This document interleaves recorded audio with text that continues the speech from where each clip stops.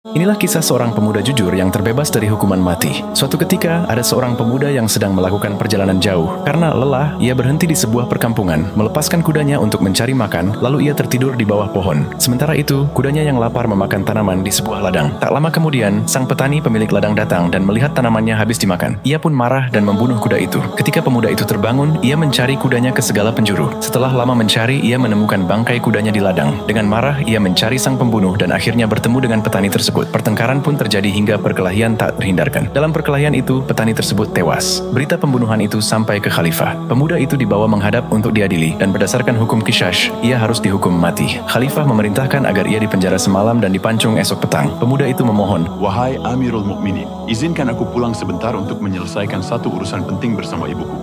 Aku berjanji akan kembali untuk menerima hukumanku." Khalifah menolak permohonan itu, namun pemuda itu terus memohon dengan sungguh-sungguh. "Aku punya tanggung jawab yang harus kuselesaikan. Demi Allah, aku akan kembali segera setelah urusanku selesai." Khalifah pun meminta pendapat anak petani yang menjadi ahli waris. Namun anak itu menolak, khawatir pemuda tersebut tidak akan kembali. Di tengah suasana tegang, tiba-tiba seorang sahabat Nabi, Abu Dzar, berdiri dan berkata, "Wahai Amirul Mukminin, aku bersedia menjadi penjamin bagi pemuda ini. Jika ia tidak kembali, maka aku yang akan menanggung akibatnya." Semua yang hadir terkejut, bahkan ada yang mencela Abu Dzar karena mempertaruhkan nyawanya untuk orang yang tidak dikenalnya. Namun Abu Dzar berkata, "Aku lakukan ini demi kehormatan Islam. Tidak pantas kita membiarkan seorang muslim pergi tanpa ada yang menolongnya." Pemuda itu pun diizinkan pulang, sementara Abu Dzar ditahan sebagai jaminan. Keesokan petangnya, menjelang waktu eksekusi, banyak orang berkumpul. Semua menanti apakah pemuda itu akan menepati janjinya. Menjelang waktu yang ditentukan, pemuda itu belum tiba, membuat suasana semakin tegang. Abu Dzar dibawa keluar dari penjara, siap menghadapi hukuman jika pemuda itu tak datang. Tiba-tiba terlihat seorang lelaki menunggang kuda dengan kencang. Dialah pemuda itu. Ia turun dan berkata dengan napas tersengal, "Ampunilah keterlambatanku. Aku terhambat di perjalanan karena pelana kudaku putus. Tetapi aku datang sebagaimana janjiku." Ia pun menjelaskan bahwa urusan penting yang ia selesaikan adalah menyerahkan harta titipan anak-anak yatim kepada ibunya. Pemuda itu mendatangi Abu Dzar dan berkata, "Terima kasih wahai Abu Dzar, karena keberanianmu menjadi penjaminku. Aku bisa menunaikan amanah."